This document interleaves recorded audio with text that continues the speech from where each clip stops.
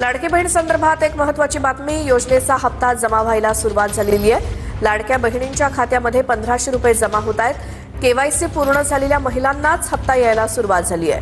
महिलांच्या खात्यामध्ये पैसे जमा झाल्यामुळे सध्या आनंदाचं वातावरण आहे. लाडक्या बहिणींच्या खात्यात जूनचा हप्ता जमा झालाय. जून महिन्याचा लाभ जुलैमध्ये जमा झाल्यानं जुलै महिन्याचा लाभ पुन्हा लांबणीवर पडेल असं बोललं जात आहे. पात्र महिलांना आर्थिक लाभ देण्यासाठी 344.74 कोटींचा निधी वितरित करण्यास शासनानं मान्यता दिली आहे. हा निधी महिला आणि बालविकास विभागाच्या सचिवांना उपलब्ध करून दिला जाणार आहे. तरतूद आहे ती त्या ठिकाणी अर्थ विभागाकडून प्राप्त झालेली आहे आणि या महिन्याचा जो लाभ आहे हा त्याच्यातून वितरित होणार आहे. डीबीटी करायला सुरुवात करून त्या महिन्याच्या त्या 3-4 दिवसाच्या या महिन्याच्या कालावधीमध्येच कसा त्यांच्या अकाउंटला पोहोचेल ही आम्ही खबरदारी घेणार आहोत. महत्त्वाची बातमी आपण पाहता. पहिल्या टप्प्यामध्ये 35 लाख महिलांना योजनेचे पैसे मिळणार आहेत. हप्ता देण्याची प्रक्रिया सुरू होणार आहे. लाडकी बहीण योजनेच्या रकमेमध्ये वाढ होणार का याकडे आता लाडक्या बहिणींचं लक्ष लागलंय. कारण लाडकी बहीण योजनेची रक्कम आता महागाईनुसार वाढवा. पंतप्रधान आर्थिक सल्लागार समितीनं ही शिफारस केली आहे. योजनेचं मूल्यमापन करून बदल करण्याच्या सूचना करण्यात आल्या.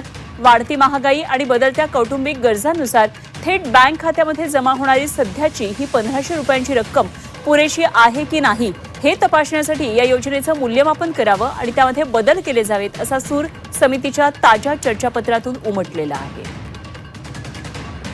लाडक्या बहीण योजनेमध्ये आता लाडक्या बहिणींना आणखी निधी वाढवून मिळणार का याकडे लक्ष असणार आहे. पंतप्रधान आर्थिक सल्लागार समितीनं तशी शिफारस केली आहे. योजनेची रक्कम महागाईनुसार वाढवा अशी शिफारस केली आहे. योजनेचं मूल्यमापन करून त्यामध्ये बदल करण्याच्या सूचना केलेल्या आहेत. महागाई वाढत चालली आहे. बदलत्या कौटुंबिक गरजाही आहेत आणि थेट बँक खात्यामध्ये जमा होणारी सध्याची 1500 रुपयांची रक्कम पुरेशी आहे का नाही हे तपासण्यासाठी योजनेचं मूल्यमापन करावं आणि त्यानुसार बदल केले जावेत असा हा सूर होता. लाडकी बहीण योजनेमधून 80 लाख नव्हे तर 92 लाख लाभार्थी वगळल्याचं समोर आलंय. ई-केवायसी न करणं, उत्पन्नाची मर्यादा आणि जास्त वयामुळे लाभार्थ्यांना वगळण्यात आलेलं आहे. आणि लाडक्या बहिणींना कोणत्या कारणानं या योजनेमधून वगळलेलं आहे ग्राफिक्सच्या माध्यमातून जाणून घेऊयात.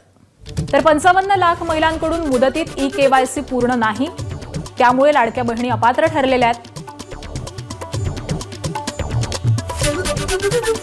त्याचबरोबर 12 लाख महिलांचं वार्षिक कौटुंबिक उत्पन्न मर्यादेपेक्षा जास्त आहे. 4.5 लाखांहून अधिक महिलांचं वय 65 वर्षांपेक्षा जास्त आहे.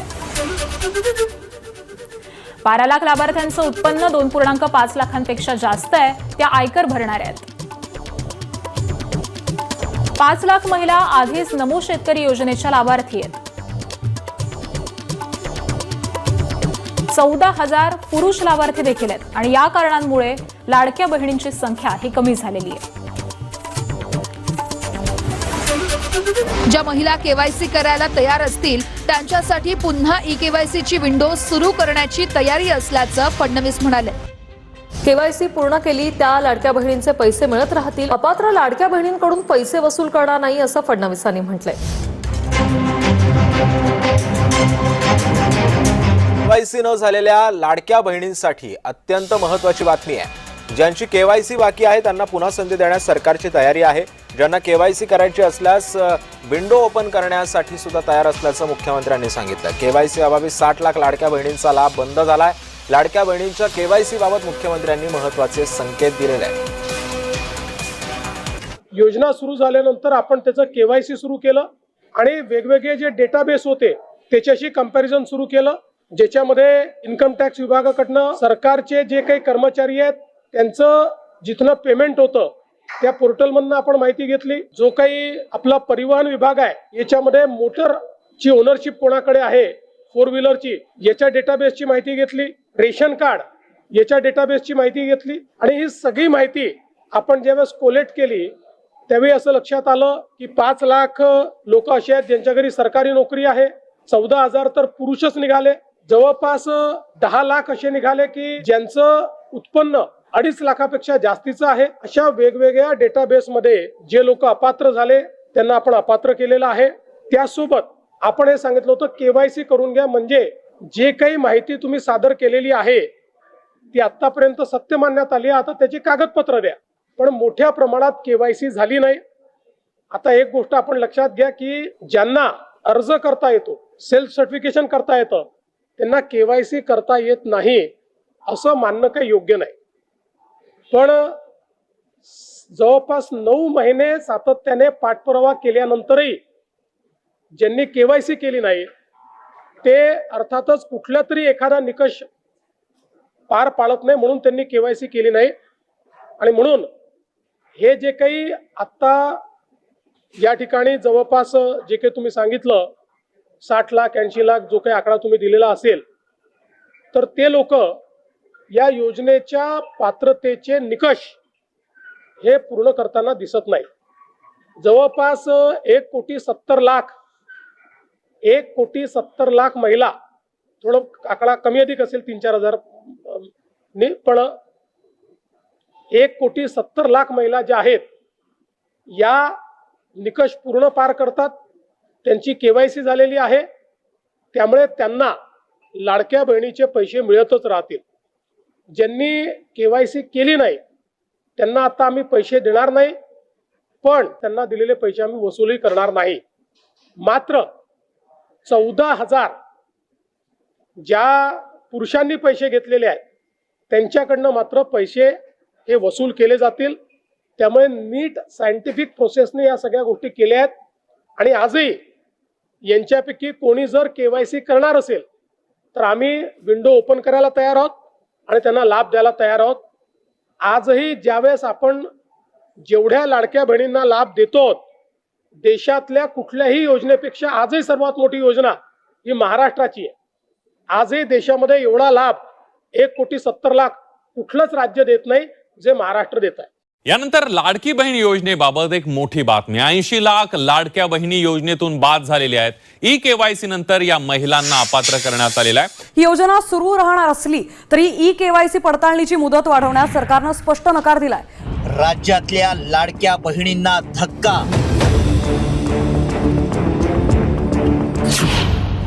80 लाख लाडक्या बहिणी अपात्र.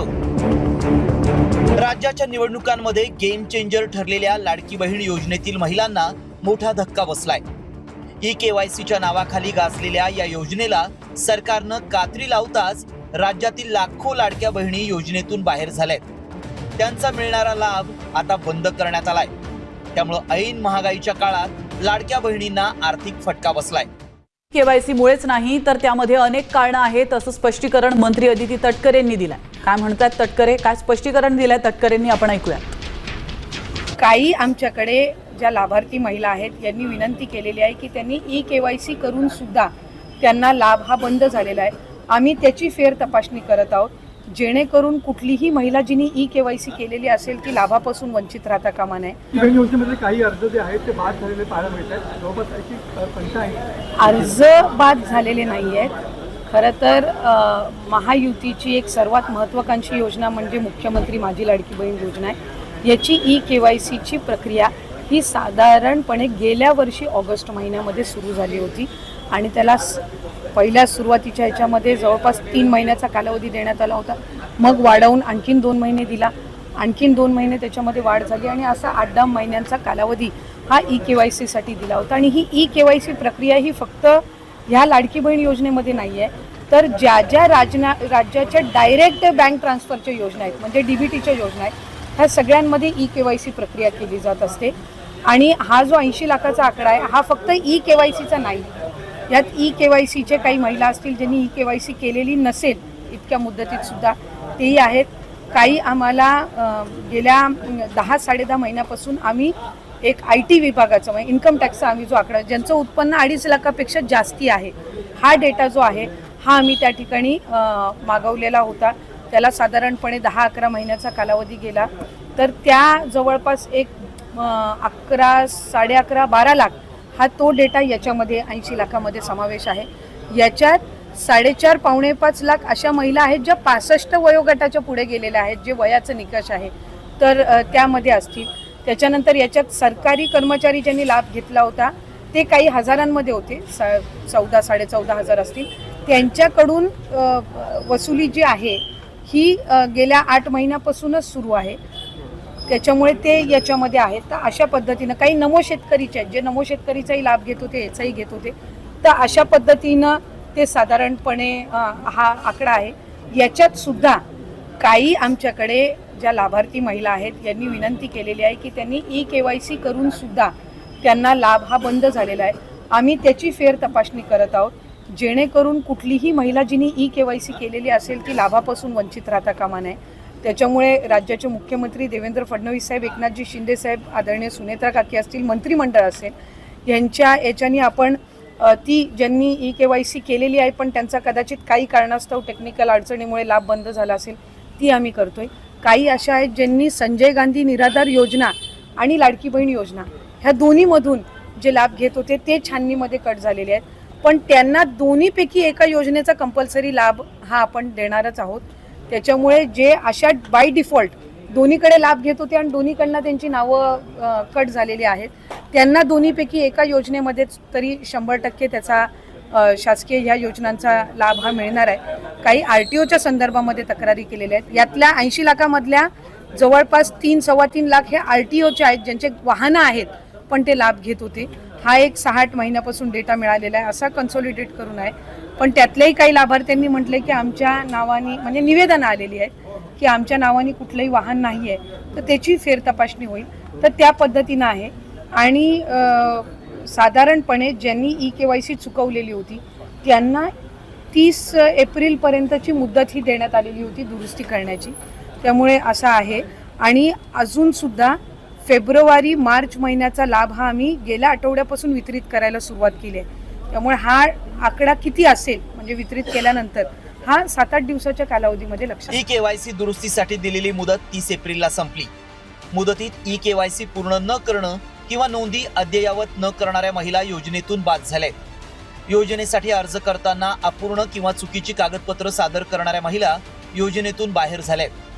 शासनानं निश्चित केलेली पात्रता आणि उत्पन्नाच्या निकषामुळे या महिला अपात्र झाल्या. अर्जातील वैयक्तिक माहिती आणि बँक खात्याच्या माहितीत तफावतीचाही फटका बसलाय. अपात्र लाभार्थी शोधण्यासाठी सुरू करण्यात आलेली EKYC मोहीम 30 एप्रिल रोजी अधिकृतपणे. ज्या महिलांची ही प्रक्रिया अपूर्ण राहिली होती त्यांना मुदतवाढ मिळणार नाही हेही स्पष्ट झालंय. आज तुमचे पैसे आलेत की नाही कमेंट बॉक्समध्ये सर्वांनी कमेंट करून सांगा. आले असतील तर हो धन्यवाद म्हणून नक्की पाठवा, आलेले नसतील तर नाही म्हणूनही पाठवा. आणि पैसे आले असतील तर कुठल्या जिल्ह्यामधून तुमचे पैसे जमा होत आहेत तेही सांगा जेणेकरून समजेल की कुठल्या जिल्ह्याचे पैसे येणं बाकी आहे.